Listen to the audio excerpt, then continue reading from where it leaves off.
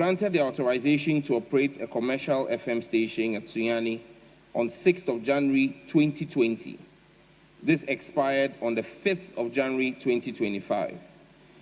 Fire Group of Companies Limited was required per Regulation 56(1) of the Electronic Communications Regulation 2011 LI 1991 and Condition 4 of the authorization to submit a complete application at least 3 months prior to the expiration of the authorization to renew the said authorization.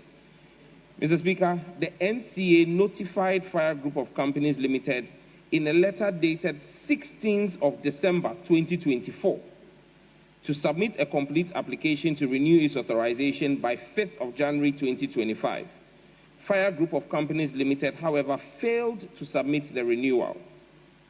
Following the expiration of the company's authorization on 5th January 2025, the NCA issued a letter dated 18th February 2025 directing them to cease operation. Like I stated earlier, the station has subsequently submitted a new application and we are processing it, but even during the processing period, in the spirit of good faith, we have asked them to resume operations. 2, the case of ISA Consult Limited.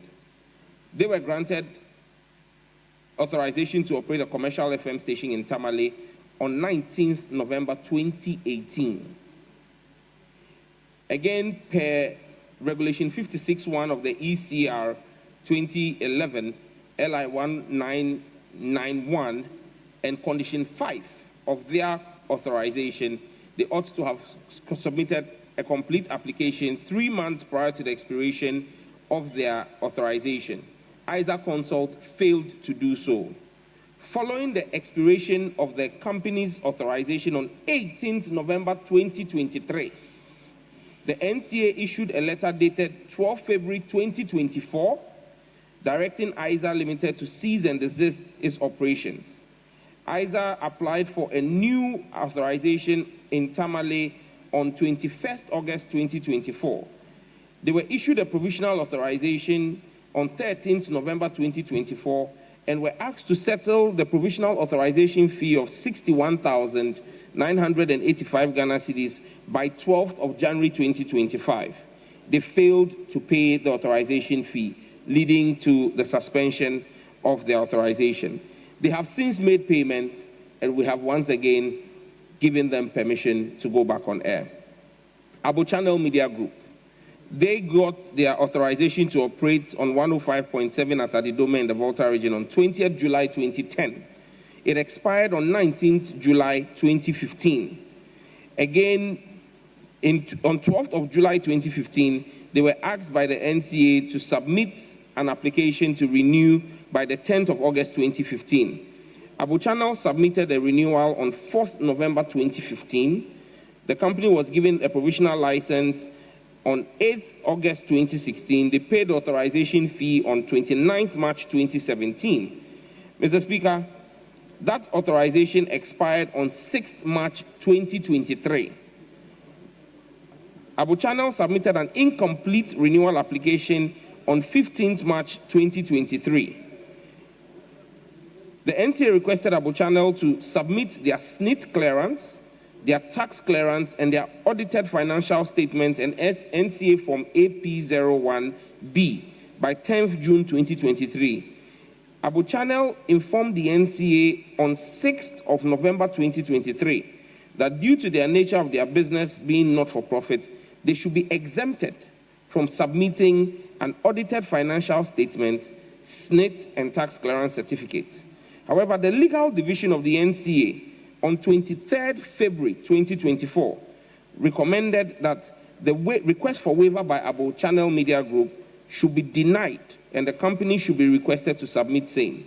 The NCA communicated same to Abu Channel on 12th March 2024. Mr. Speaker, as Minister, given the failure to submit all of these documents since 2023 and despite the refusal of the waiver by the NCA in 2024, we took the policy decision to suspend their operations. Abu Channel, in a letter dated 10th March 2025, requested for another waiver of the same tax clearance and TIN number from GRA. We declined. They have hitherto submitted those documents, and we've allowed them to go back on air. Ochami Radio, also similar situations. It's all about the request to submit the documents and reapply, but failure to do so. And so, Mr. Chairman, if I have leave of the questioner, it's the same scenario across all the other 6, and we have since allowed them, once they've complied with the law, to go back on air. I thank you. Any further question? Yeah, Speaker. May I find out from the Minister if there are plans to engage the National Media Commission in a bid to encourage compliance and also respecting the relevant laws. I'm sure he will be happy to see the stations complying to the provisions of the law.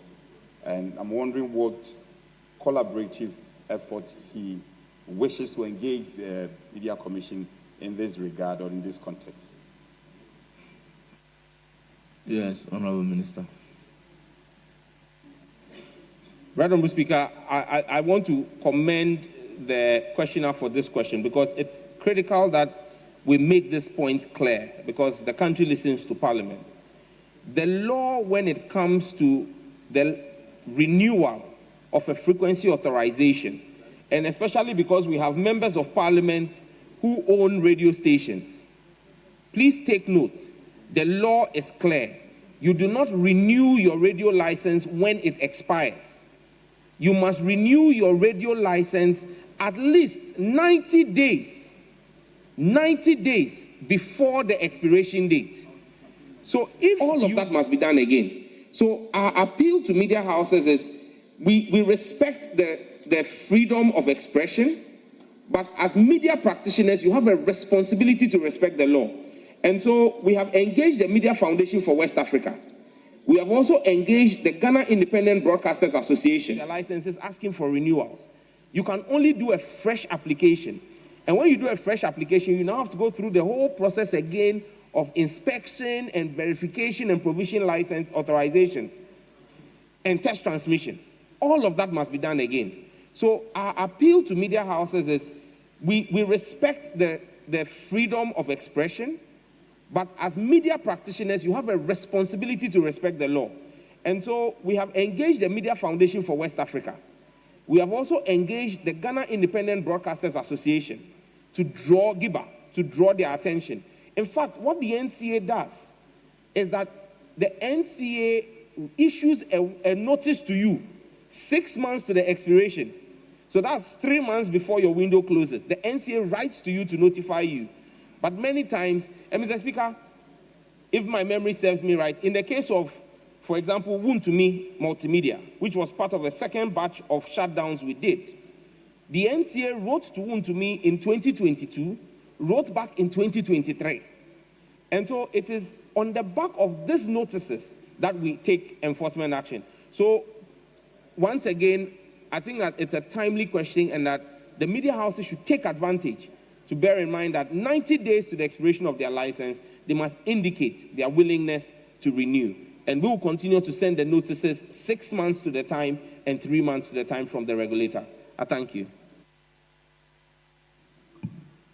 Speaker, yes. May I find out from the Minister whether or not the spectrum allocations to these affected stations have been reallocated, and if it is the case, whether it went through due process.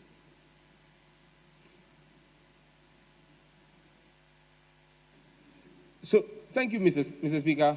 Mr. Speaker, the directive that was given to the regulator and enforced by the regulator in February was not a revocation of licenses. In 2019, we had a revocation of licenses, and so you then had to reinstate those licenses. What we authorized was a suspension. A suspension means that the license still holds, but you cannot operate on it. And in the cases of the 6 and the subsequent 62 that we did, we have not revoked any licenses.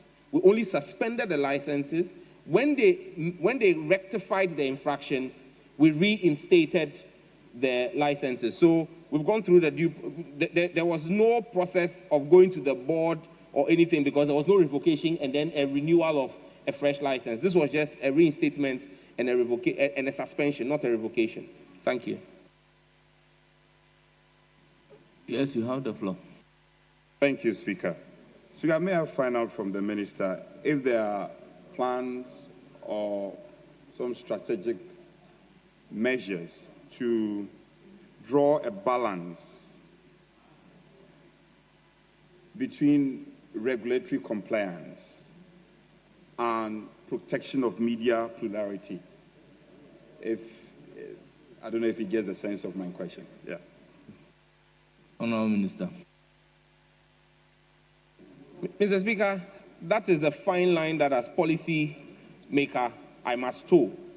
A full respect for, I believe, Article 162 of the Constitution, media freedoms, but also ensuring that the responsibilities, corporate responsibilities of media practitioners must also be respected. And so, Mr. Speaker, we will continue to toe the fine line between respecting the freedoms of expression and media plurality, but also ensuring that the right things per the law. Mr. Speaker, I think that it would be, for want of a better word, irresponsible on my part as minister to say that because I want to respect media plurality, a media house should not pay their taxes. Because when we demand that they submit their tax clearance, it is to ensure that they are paying their tax obligations to the state. And so media houses have a responsibility to comply with the law. And so we would continue to respect the freedom of the media and media plurality, but we will continue to engage through GIBA, Media Foundation for West Africa, and our administrative processes at the regulator to ensure compliance with the law of the land. Thank you. Yes. Speaker, I appreciate the detailed answers provided, but this may be my final question. Very well. In respect of Order 89.3. Yes. Speaker, I appreciate the solutions and the answers, but does the minister have an overarching redress mechanism to deal with the challenge, especially the affected stations? Yes, I've heard him mention impacts. For instance, the earlier notifications that we're giving, they are all part of it, but these measures exist in part. Are there any more redress mechanism to yes, provide Honourable solutions Minister. to the affected? Yes, Mr. Speaker. When it comes to redress on the part of the media houses, and if that's the question, if media houses are unhappy about a decision taken by the regulator, they can appeal to the ministry. And where the ministry sides with the regulator, they can actually go to the Electronic Communications Tribunal.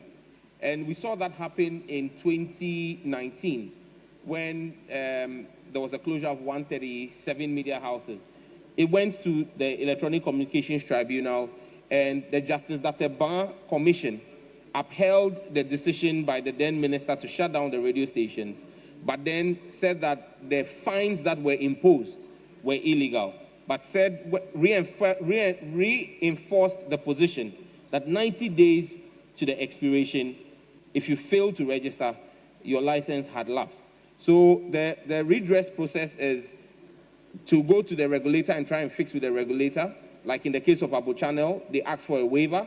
If you are unhappy with that, you come to the ministry. If you're unhappy with the ministry, that's why we have the Electronic Communications Tribunal, which is the final arbiter relative to spectrum issues. Thank you.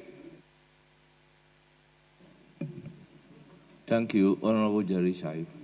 Thank you very much, Honourable Speaker, for indulging me. Oh, Minister, you indicated one of the stations had to be closed because of security concerns and that you were advised by the national security.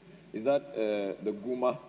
And what has been the recent development with reference to consideration of reopening sale? Yes, Minister. Honorable Speaker, the case of Guma is a very particular one because Guma and a number of other radio stations were shut down in 2023, if my memory serves me right, because of the role they were playing in incitement in the conflict in Boku. In that instance, 4 media houses were shut down. After about 6 months of shutdown, the media houses signed a bond, in quotes, of good behavior with the NCA in 2024, or late 2023, upon which they were reinstated.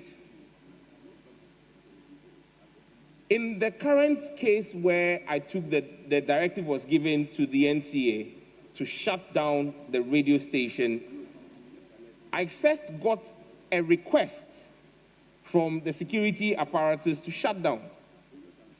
I declined that request and requested that there is a DISEC in the constituency or in the district, and there's a regional coordinating council, and requested that the regional coordinating council must have a meeting with DISEC and take a decision on the complaints that had come to the ministry on insightful comments, not this time against of ethnic behavior, but against officers of the army, the Ghana Armed Forces, and the Ghana Police who were carrying out peacekeeping duties there.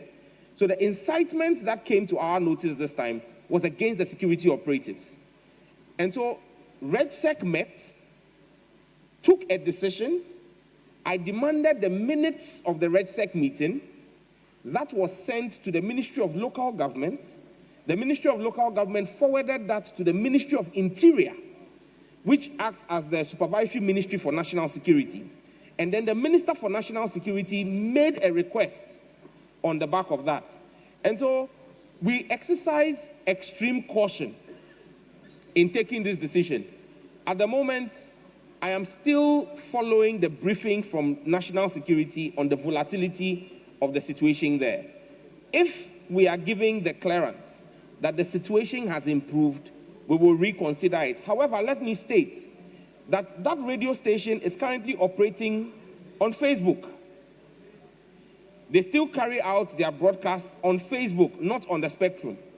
And we keep getting reports from RegSec and National Security, which I refer to another agency under my ministry, the Cyber Security Authority, because in some of the instances, specific people we have identified are calling for the attack on the armed forces.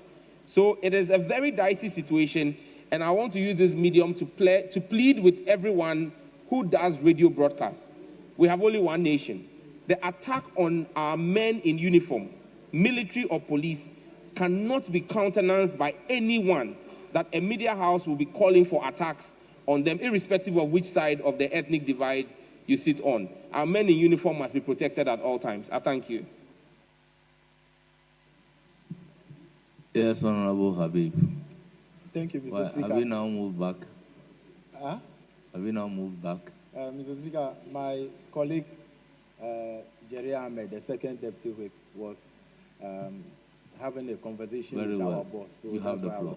Mr. Speaker, I want to find out from the minister the reasons attributed to why those 4 radio stations were closed on national security grounds or briefings. Have you gone beyond the security briefings to engage the owners, and if that is done, what measures are you putting in place so that sooner or later you can reopen those radio stations?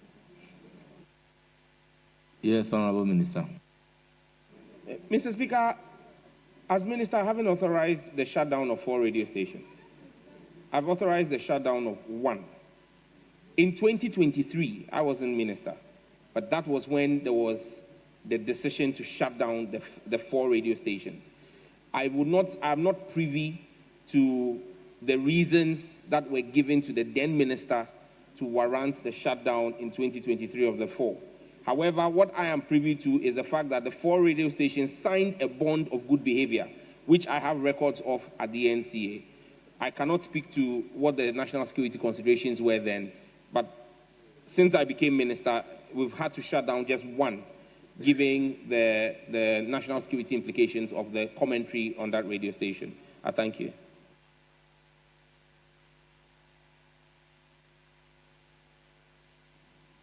Yes, honorable member. Thank you very much, Mr. Speaker. Mr. Speaker, I know you miss me, I know. But Mr. Speaker, I want to thank the minister for the answers he's given to this House. Just to say that there seems to be a growing interference in the work of the NCA. We know that the minister is supposed to give policy directions to the NCA and all of that. But even in the workings of the NCA, there seems to be a lot of ministerial interference, which is affecting the independence. Oh, please, it's a question. Take your time. Which seems to be affecting the independence of the NCA. Because Section 5(2) of the Electronics Act clearly states, please allow me, are you the one, Chair? States that the minister shall not interfere with the day-to-day administration Honorable of the member, authority. you are violating Standing Order 88. So, Mr. Speaker, to my question, I want to find out from the minister why the excessive interference from his office to the NCA, and if it does not appreciate the fact that it's affecting the independence of the regulatory body. Thank you very much.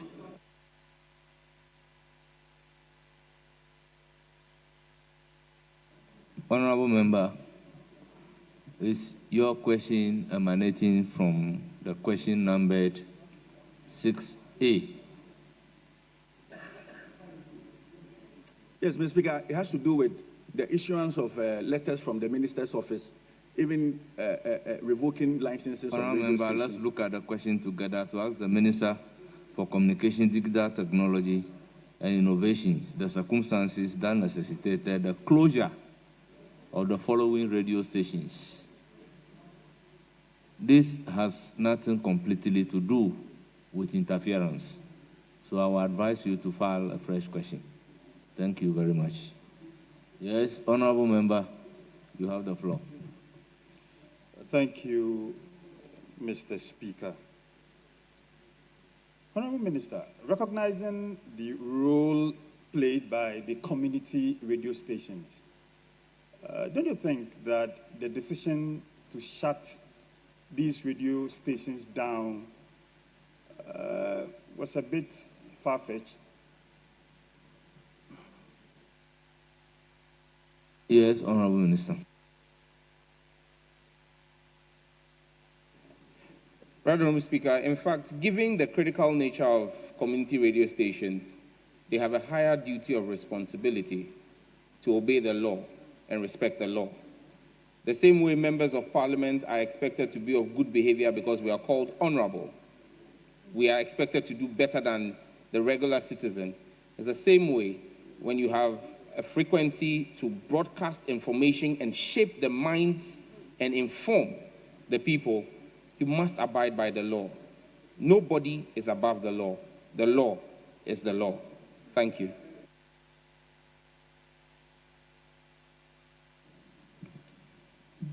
Yes. Honorable Minister, are there plans to allocate more spectrums this year? Honorable member, the question is on closure. Yes, so I'm talking about for community radio stations. Yes.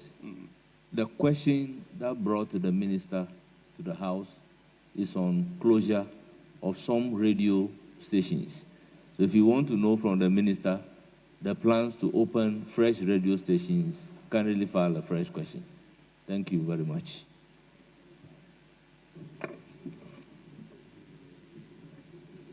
Yes.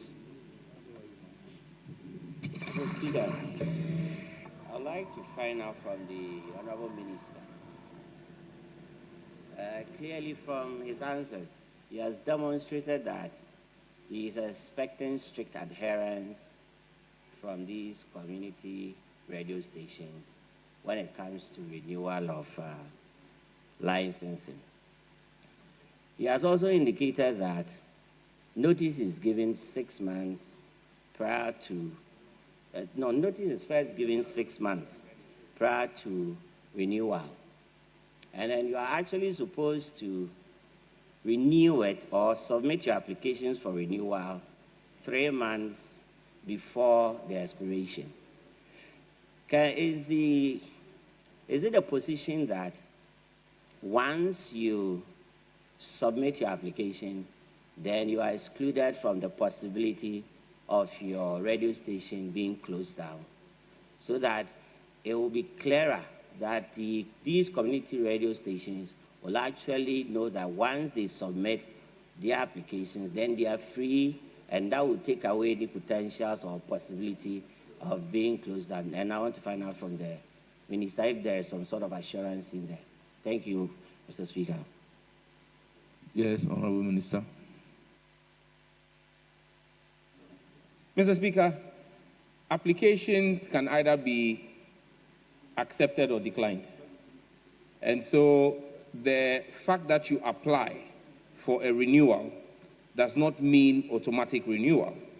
Because when you are applying, you apply with a certain number of documents. For example, you apply with your tax clearance certificate.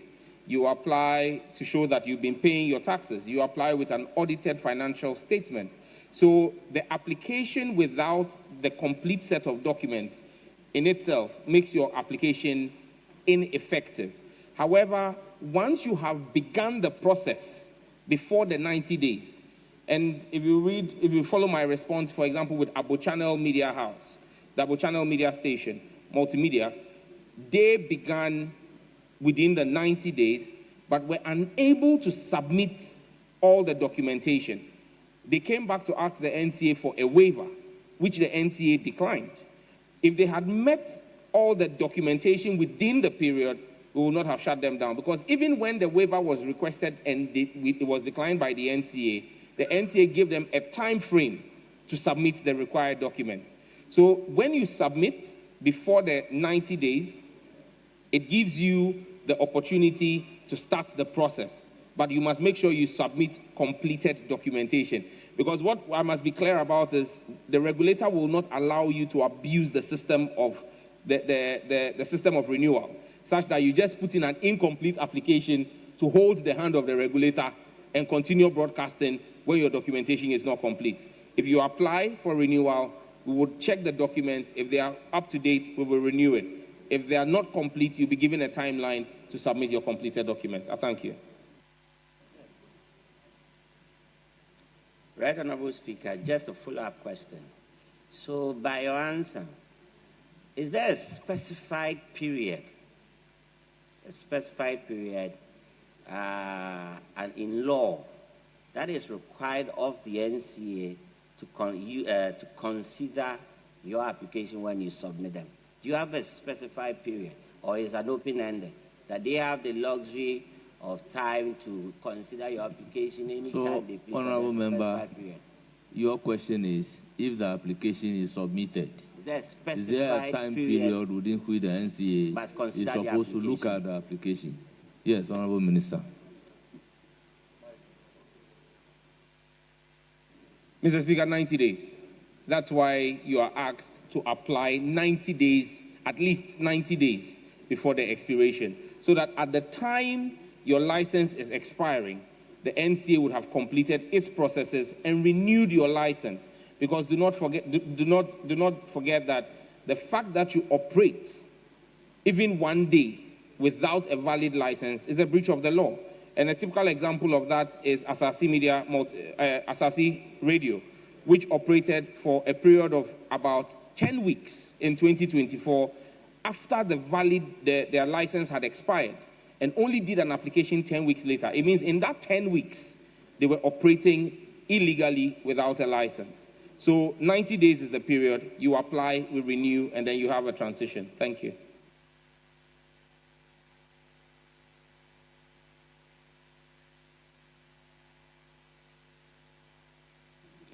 Honourable members, may we move to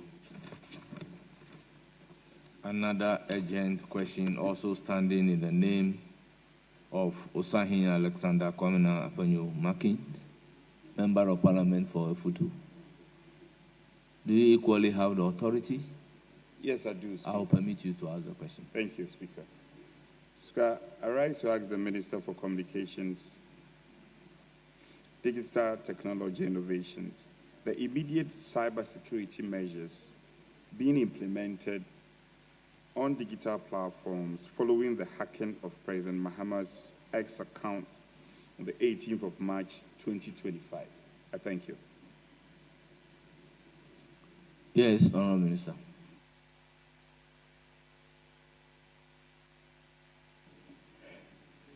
On 16th March 2025, the Twitter or X account of President John Dramani Mahama was used to publish promotional content for a fraudulent Solana-based cryptocurrency, Solana Africa. The published tweets falsely implied the president's endorsement of a meme token investment opportunity. Our investigations at the Cybersecurity Authority strongly indicate that the breach resulted from a social engineering attack targeting a public relations handler responsible for managing the president's account. Rather than direct account compromise, attackers exploited human vulnerabilities, tricking the handler into revealing access credentials or authorizing malicious access through a phishing link. This incident illustrates how human vulnerabilities, not just technical gaps, can expose high-value digital assets. The attackers behind this event leveraged social engineering and not brute force tactics to weaponize the president's brand and influence. The Cybersecurity Authority, as part of the National Set Enhancement Project and financed through the World Bank's Ghana Digital Acceleration Project, has acquired a threat intelligence and digital risk management tool.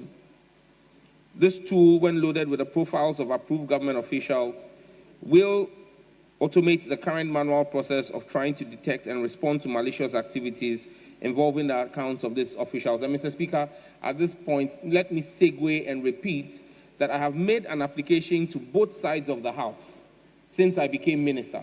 It's been 5 months, requesting that leadership of both sides of the House furnish the ministry with the official social media handles of members of Parliament so that the Cybersecurity Authority could work with platform operators to protect their accounts and take out fraudulent accounts. I'm yet to receive one response from both sides of the House.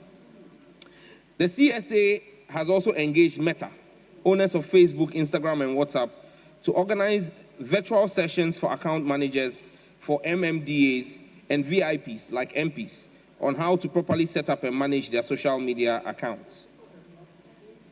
Mr. Speaker, the CSA has also planned to organize a cyber hygiene training for government officials to sensitize appointees on the threats, risk, and measures to mitigate these threats to safeguard sensitive personal and government data, as well as other digital assets. The ministry, through the Cybersecurity Authority, is committed to ensuring a secured, robust, and reliable network connectivity to all citizens, and we will work closely with both local and international partners to achieve this. And Mr. Speaker, if I may, there is another question on the order paper today that asks the same thing. I do not know if this answer, given your discretion, it stands in the name of the Honourable Member of Parliament for Efia Constituency, Mr. Isaac Boama Nyako, if this would also apply to that question. If your answer will take care of that particular question, when we get there, then you said that your previous answer has taken care of the listing. Yes, a supplementary question?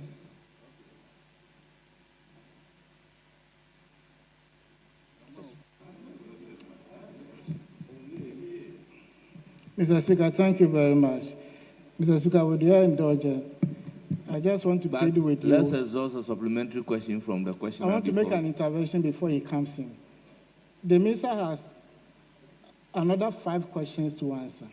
So I just want to plead with you, if you can limit the supplementary questions to in 1-1, looking at the time. Very well. I'm just pleading with you. Very well. Yes. Chief Whip. Honorable member, please. Honorable member, these are issues to be resolved between leadership. You don't put on your microphone to say open tema kwai. Mr. Speaker, it was an accident. Honestly, it was an accident, Mr. Honorable Speaker. Please, Minority Chief Whip. Speaker, if you indulge me, my good friend, the minister, was expected to answer the question. Then he made some passing comments I find quite interesting. And as the whip of my side, I have not received an official communication to that effect. So if he will reach out to us officially, we will be glad to respond to him duly. In respect of getting social media account, official social media account of members. Yes. Speaker, just for the records. Now, my question will be, were there incidental vulnerabilities that were discovered in respect of the President's X account? And if there were any, have you resolved it permanently, or it is work in progress? Yes, Honorable Minister. Mr. Speaker, all vulnerabilities related to the President's X accounts have been dealt with decisively between the Cybersecurity Authority, the handlers of his account, and the operators of the X platform. No further vulnerabilities exist. Thank you. So I further wish to know from the minister if the hacking went beyond the President's X account and got into the general digital infrastructure of the country. And if it was the case, can he confirm or deny? Yes, Honorable Minister. Mr. Speaker, there is absolutely no indication of any compromise of our digital infrastructure as a country. It remains as robust as it has always been. And when it came to the President's account, within 26 hours, we were able to work with the platform operators to recover full control of the account. Thank you. So, yes. I will not seek the opinion of the minister, because that offends our rules. On the 26 hours, I put it to the minister that for a whole ministry to use 26 hours to secure or contain.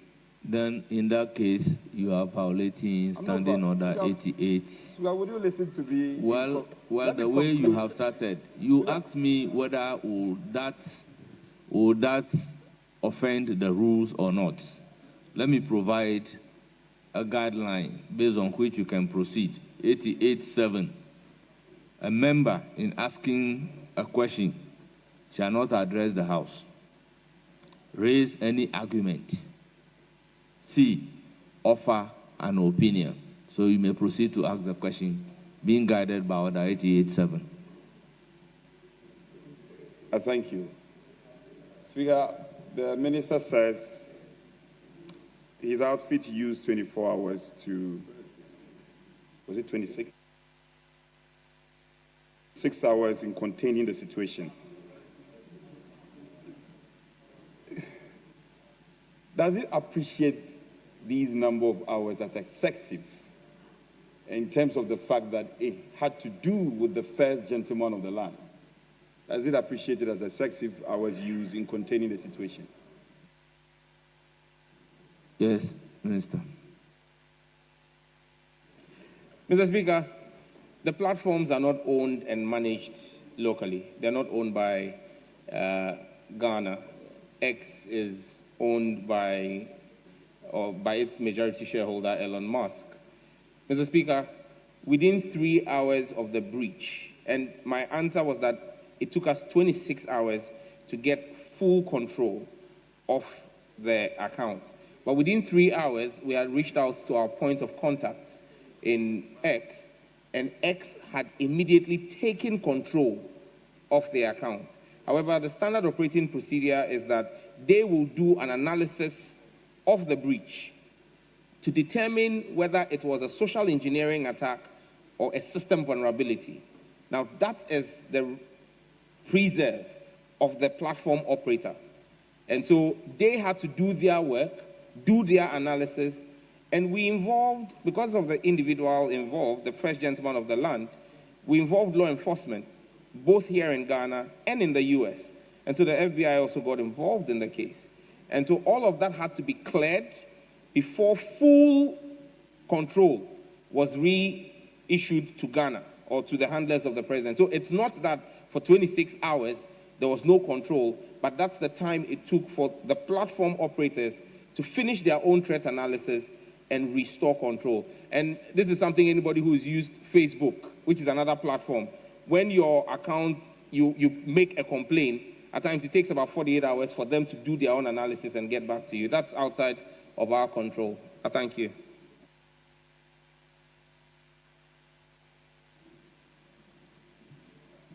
Yes. Speaker, Supplementary question number 5. I'm still within the provisions of 89.3. Yes, you should ask 5. Speaker, can the minister confirm as an afterthought that measures have been put in place to forestall the reoccurrence of such incidents? Not just the president, but generally. An afterthought of... Let me get your question clear. As an aftermath of what happened, Yes. has he considered measures to forestall the reoccurrence? Okay. The word is aftermath. Yes. Yes. Honorable Minister. Mr. Speaker, yes, we have taken adequate measure to ensure that the handlers of the president's accounts and by extension all government officials, and if we work with Parliament, all public officers of Parliament will have their accounts protected. And I stated that we had just secured a threat intelligence tool under the GDAP program to boost our capabilities as a country handling such occurrences. So yes, we have taken adequate measure post the event. Thank you.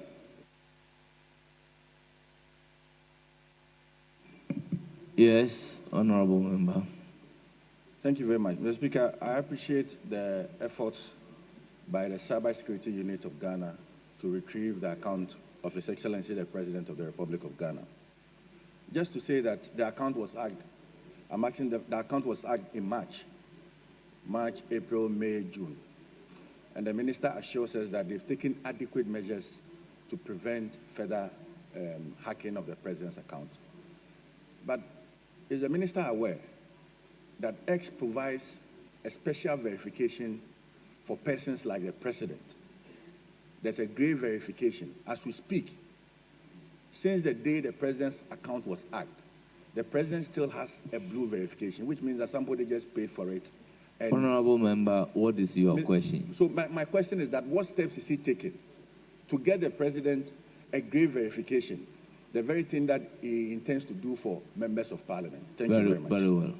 Minister. Mr. Speaker, let's be clear. There is no difference in the security architecture for blue ticks or grey ticks. There's no difference. When you look at the security measures for blue ticked accounts, grey ticked accounts, yellow ticked accounts, it's the same level of security architecture that X provides to all of those verifications. All it does, the color coding does, is to identify one as a public officer, one as a corporate institution, and one as a politically exposed person. It is the decision of the handlers of the president at this point in time to maintain the blue tick. But that in no way compromises the security architecture around it.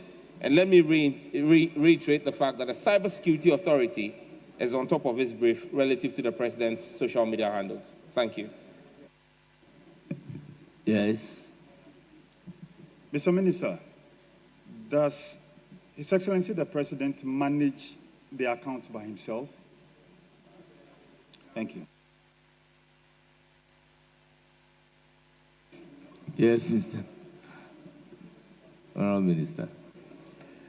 My understanding is that that is a matter of national security, and so I'm unable to answer. Thank you. Honourable Member, let me read the relevant rules. Any other member may be allowed to ask not more than 2 supplementary questions. So you may be allowed. It's not an automatic right. We feel I am entitled to. It's not your entitlement. You may be allowed. So that is up to the discretion of the Speaker. Honourable members, let's move to question number 6C, standing in the name of Honourable Patricia Apiaje, Member of Parliament for Asokwa.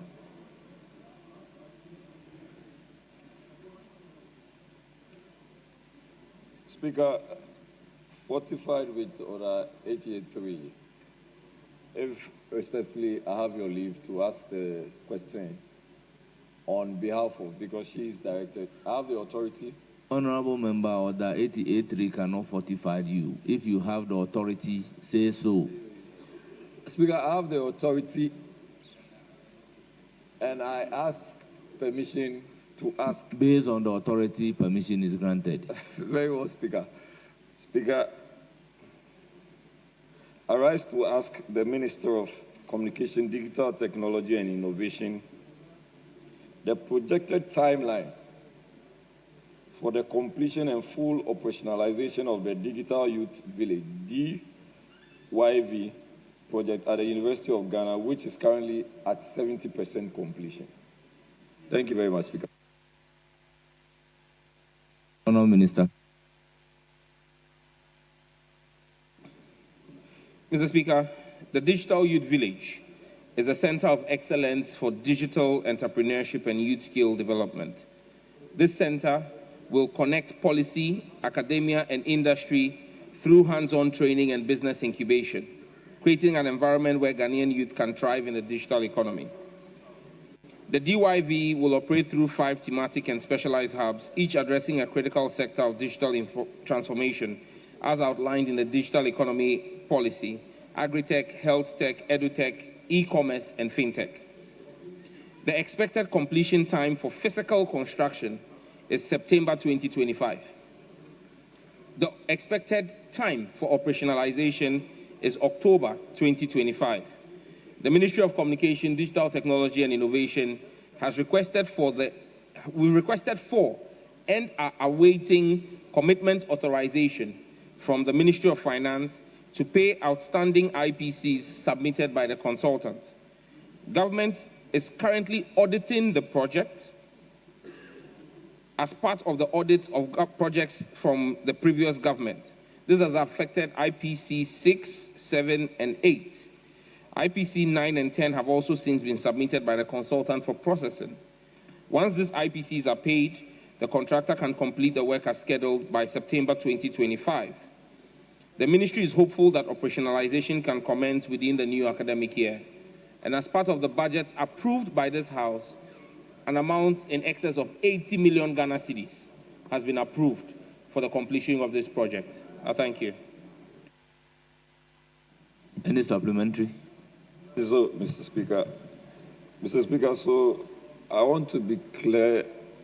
Is the Honorable Minister saying that we would have to make payments of the IPCs raised before there will be full commitment towards the completion of the project? You indicated that there are some IPCs which have been raised. And I'm asking, do we need those IPCs paid? Are they supposed to be paid before we would have a completion of this project? Yes, Honorable Minister.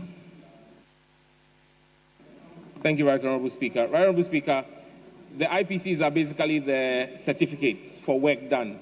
And so the contractor has done that work, and we need to pay him so that he can complete the remaining 30%. The money and funds are available, awaiting, but the new regime at the Ministry of Finance is that you cannot commit any resource without a commencement warrant, signed by the Minister of Finance. That warrant request has gone from the ministry because we've certified the IPCs 6, 7, 8, 9, and 10. However, the Ministry of Finance is auditing all projects that were ongoing under the previous administration. And that is what has held this commencement warrant from being issued. Once it is issued, the ministry will be able to write to controller to pay those IPCs, and then we'll get the project back on track. Our understanding is before the middle of July, the audit would have been completed, we would have gotten our commencement warrant, and that's why we have the September and October timelines to complete the project. Thank you. Any further question? That is so. Honorable Minister, in case we are not able to have the commitment warrants fully issued, do we have any alternatives in ensuring that this project will still go on and get completed, as you indicated that the next academic year it should be ready? Yes, Honorable Minister. Mr. Speaker, the ministry is confident, given our engagements with the Ministry of Finance, that we will be giving the commitment authorization anytime soon, and that this will complete. But let me be clear that the Digital Youth Village is not to be used for academic work of the university. It's going to be a center of excellence owned by the Ministry of Communications, because it's coming out of our budget, but academic support will come from the university for the various trainings we want to use, because the DYV is going to be one of our centers of excellence for the 1 Million Coders program, and some of our faculty will come from the university. And so it has no bearing on the university's academic work, because those are centers of excellence in the 5 tech areas: fintech, edutech, health tech, agri-tech, and e-commerce. Thank you. Speaker, yes. I want to thank the Honorable Minister for indulging me. Thank you, Honorable Members. Let's move to question number 6D, standing in the name of Nana Ampao Kwame Adofrimpong. Thank you very much, Mr. Speaker. I seek to ask the Minister for Communication, Digital Technology and Innovation the circumstances surrounding the sudden dismissal of 5 zonal managers of the National Communications Authority in Kufuridia, Ho, Takrade, Boligatanga, and Tamale zonal offices. Yes, Honorable Minister. Right Honorable Speaker, the Section 19 of the NCA Act 2008 Act 769, officers and staff of the NCA shall be appointed by the President in accordance with Article 195 of the Constitution. As Minister for Communications, Digital Technology and Innovations, acting on the authority of the President, I terminated the appointment of the 5 senior managers heading the NCA zonal offices in Kufuridia, Ho, Takrady, Bolgatanga, and Tamale on 11th March 2025. The NCA has subsequently paid all the separation benefits to the former staff in line with the NCA's HR Policy Manual 2017. Mr. Speaker, the 5 staff, after collecting their separation benefits, have now gone to sue the NCA in court. Because the matter is before court, I shall refrain from any further comment on the matter. Thank you. Yes. Mr. Speaker, thank you for the opportunity again. Honourable Member, in view of the fact that the Minister indicated the matter is in court, therefore he will not comment on it, you want to proceed to ask a further question? Thank you, Mr. Speaker.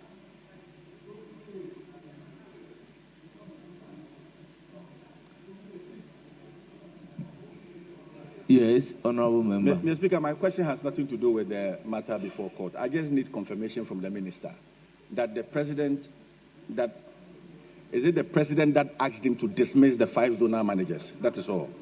Thank you very much. Yes, Honourable Minister. Mr. Speaker, when the President swore me into office, I took 3 oaths. The oath of secrecy, the oath of allegiance, and the oath of a Minister of State. Communication between the President and myself is bound by the oath of secrecy. Thank you. Mr. Speaker, this is a house of... Please. Sorry, Mr. Speaker. You have no opportunity of asking another supplementary question. So let me give the floor to Honourable Befi.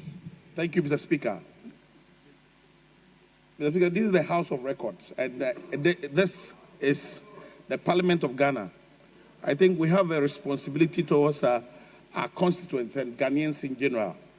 We want the Minister, with your leave, to answer the specific questions. Thank you very much, sir.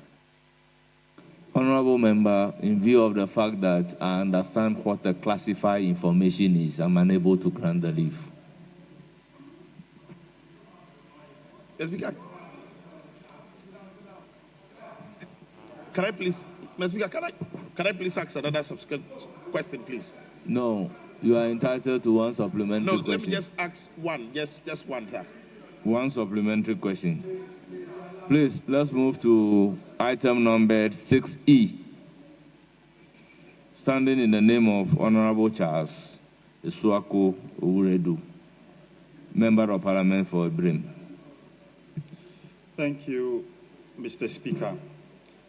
I rise to ask the Minister for Communication, Digital Technology and Innovation to provide details on the terms of the agreement with Canada-based Rectron Group for the acquisition of a 60% stake in AT Ghana, including the financial valuation, safeguards for national interest, and measures to ensure that the deal enhances telecommunications infrastructure and affordability for Ghanaians. Thank you.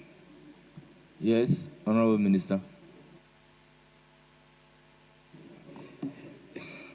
Mr. Speaker, as Parliament may recall, the Government of Ghana in 2021 acquired 100% shareholding in the joint venture vehicle called AT Ghana. In acquiring the company, the Akufo-Addo-led government accepted liability in excess of $200 million. This debt has negatively impacted the operations and viability of AT Ghana and inhibited growth of any kind. Since assumption of office as minister in February this year, I have set out to meet the creditors of AT Ghana to restructure the debt portfolio and determine the future of the company. My office has received a number of proposals and have studied same.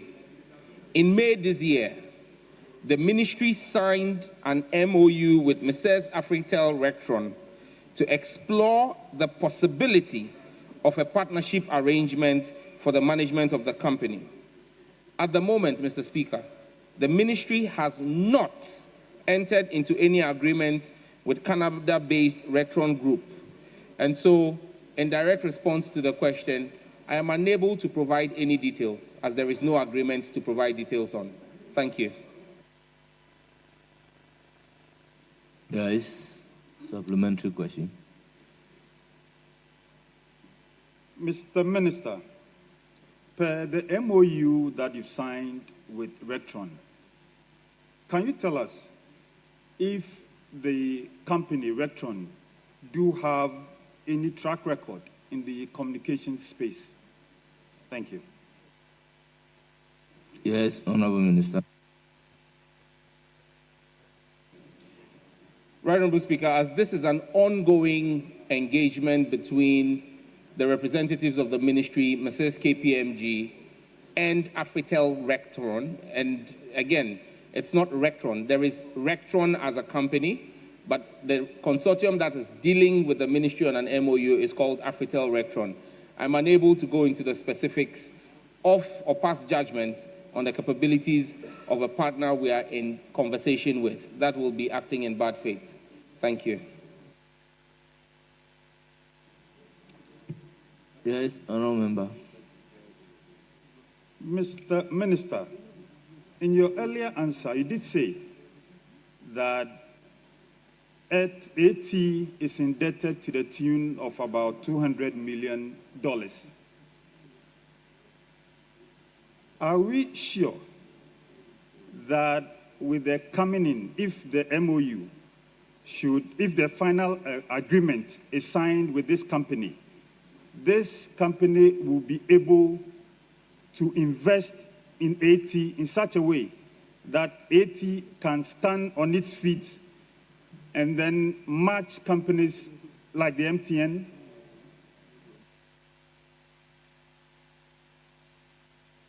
Yes, Honorable Minister.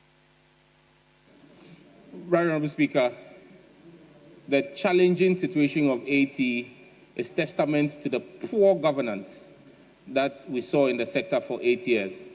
The fact that two viable thriving companies that were handed over to the MPP administration after 8 years were brought to their knees with $200 million of debt.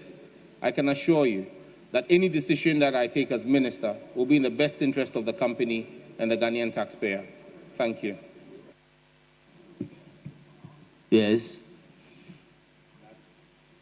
Mr. Minister, in your earlier answer, you also did say that this new company that you've signed an MOU with is Afritel Rectron. This company, Afritel Rectron, do they have any track record in Ghana in the communication space? Yes, Honorable Minister. Right, Honorable Speaker, I wish to seek clarity from you. I was asked to come and answer a question on what the details of a 60% agreement were. Now I'm being asked to speak about a partner in that agreement and pass judgment on them. Honorable Minister, you introduced the African Rectron. So the question is based on what you have introduced. If you do not have the answer available, you can say so. No, Mr. Speaker, I introduced Afritel Rectron as the entity we have signed an MOU with, which is the question I was asked. Yes. So we've signed an MOU with Afritel Rectron. I believe that the issues of what their track record are issues of public knowledge and can be verified from the Office of Registrar of Companies. Very well. Thank you. If that is your answer, we'll take it to be your answer. Yes. Honourable members, let's move to regular questions. Item numbered 7. Question number 142, standing in the name of Mr. Isaac Boama Nyako, Efia. MP for Efia. Yes, you have the floor. Thank you, Mr. Speaker. I come under Order 8083. I have the authority by the Honourable Member to ask the Minister for Communication, Digital Technology and Innovation, the circumstances that led to the hacking of the account of the President of Ghana and what efforts have been made to avoid its future occurrence. Thank you, Mr. Speaker. Honorable Member, I think the answer to this question is similar to the previous answer provided. So, do we still take the answer? Yes. This House interpretation of the rules is in your motion, but if I may do a reasonable deduction. Very well. My question was an urgent question, and hence, by practice, the answers would not be published in the order paper. However, his question is different. His question is a normal question, so to speak. However, since the content is the same, Speaker, may you direct that the answers should be probably given to the member so that he can appreciate, because he read it as an urgent question, and the answers were not provided in the... Yes, and he even indicated yes, that in view of the fact that the answers that he's providing will be the same answer to question number 142, should he take the two together? Then I indicated to the minister that when we get there, we would address the issue. So it's already gone into the record that the answers which are being provided to the question that you asked would as well answer question number 142. Can we make progress? Certainly, yes, Speaker. Yes. We should make progress. So question numbered 238, standing in the name of Honorable Peter Lanchiri Tobu, Member of Parliament for Wa West.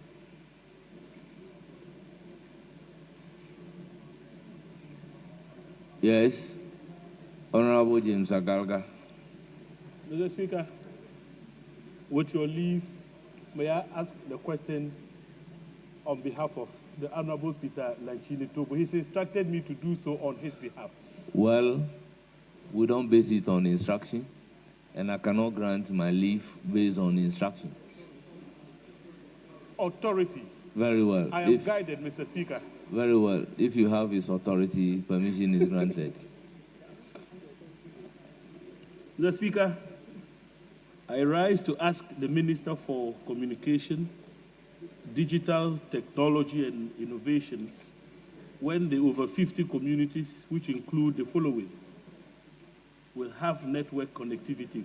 I, Dabo, I, Gurungu, I, Ku, Chili, Yiri, V, Vieri, V, Lase.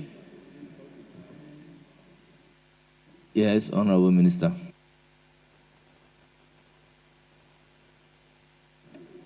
Right, Honorable Speaker, even before I answer, I want to crave the indulgence of the constituents of Honorable Peter Lanchini Tobo to forgive any possible butchering of the pronunciation of the community names.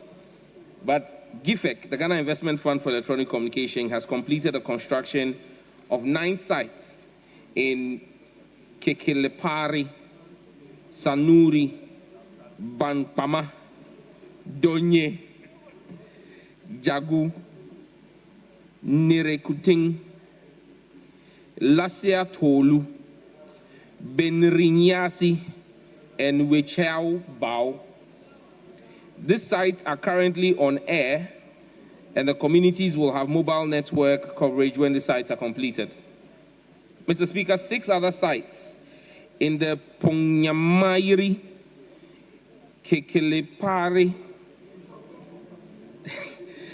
Dalinyiri, Kaneo, Kuzie, and Wokora have been built, integrated, and operationalized.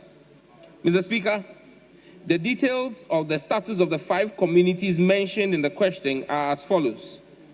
Gurungu and Kukiliyiri. These sites have been constructed, integrated, and are pending operationalization. Lasie, there is no record on Lasie as of now.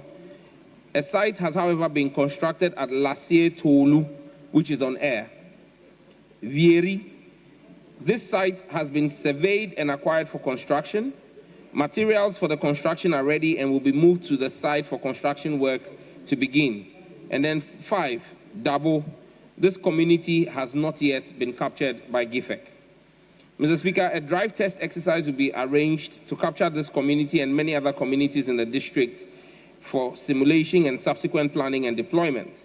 GIFEC is currently working with the contractor and its subcontractors to ensure all sites are completed and operationalized by the end of the year 2025.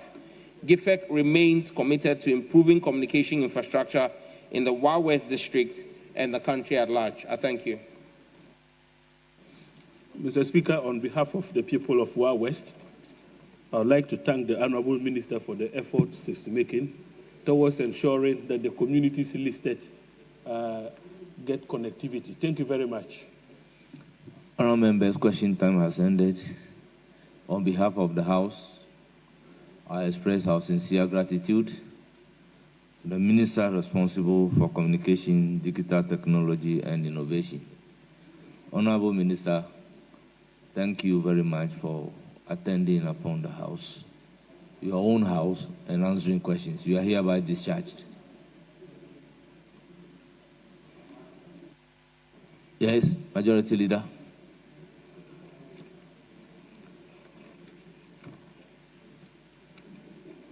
Which one?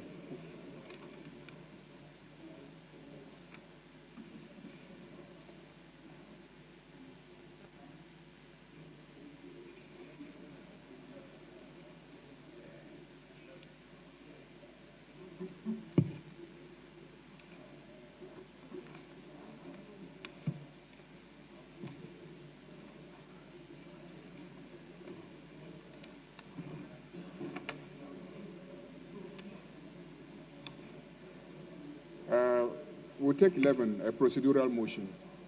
After that, the Speaker will indulge us. We'll take a commemorative statement. Yes. Speaker, he should start off with the procedural motion and take the substantive motion before we go to the statement. The procedural motion will just pave way for the substantive motion. We don't have to do the procedural motion and go back to statement and come back to the substantive. Mr. Majority Leader, you don't want government business to be done. Speaker, is it the case that the Majority Leader is stalling government Honourable business? Member, item numbered 12 is consequent upon 11. Yes, so Speaker, once 11 is taken, it's a matter of course. We'll take Speaker, item number 12. He made an application earlier. He made an earlier application that he would rather prefer the respected... I am clear in my mind Speaker, what he was talking about.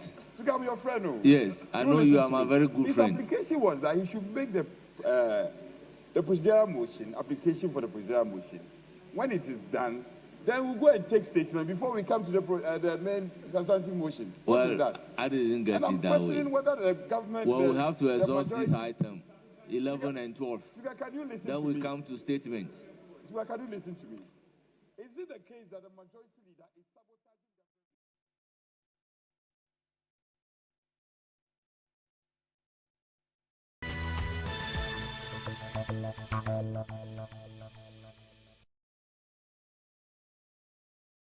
Does your toothpaste give you complete fresh protection?